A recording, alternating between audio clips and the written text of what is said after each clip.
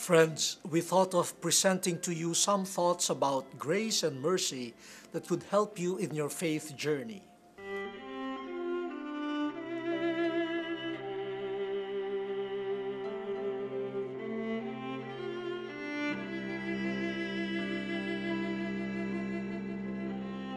Earlier, we heard that the 72 disciples whom Jesus sent to proclaim the kingdom of God to different towns and places returned to him rejoicing, for their mission was a success.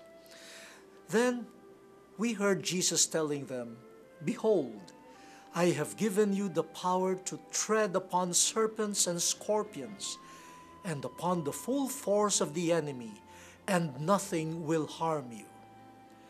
What could have enabled this power, dear friends? If we read the Catechism, we learn that what was given to the disciples was grace. What is grace? Grace has two characteristics. First, it is that which sanctifies us or perfects our soul, while the other is the help that comes from God. Our reflection will dwell on the latter.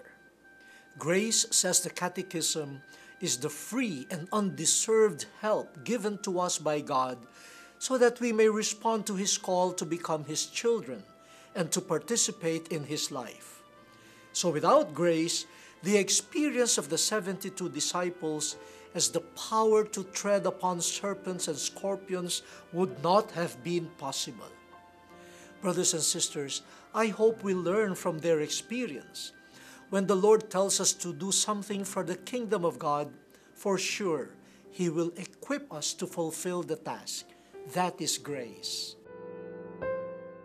The admirable Saint Augustine of Hippo, who himself was amazed at his experience of grace in the gift of conversion, tells us, "Grace is given not because we have done good works, but in order that we may be able to do them."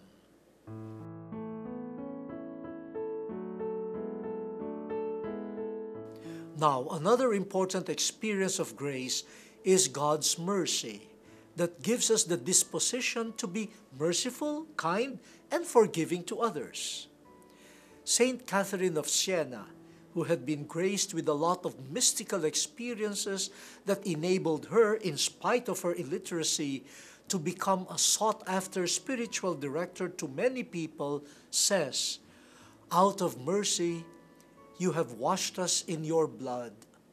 Out of mercy, you have wished to converse with creatures. No matter where I turn, I find only mercy." Friends, our age is darkened by violence and hatred. But let us not lose sight of the fact that everything is still from the mercy of God.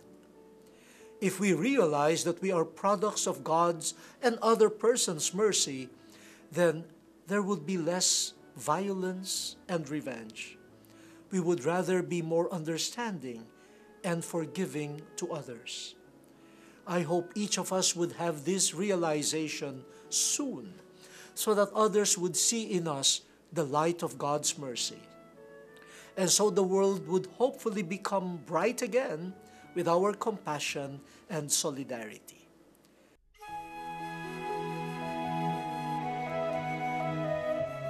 So there you go, brothers and sisters. We are here because of the grace and mercy of God.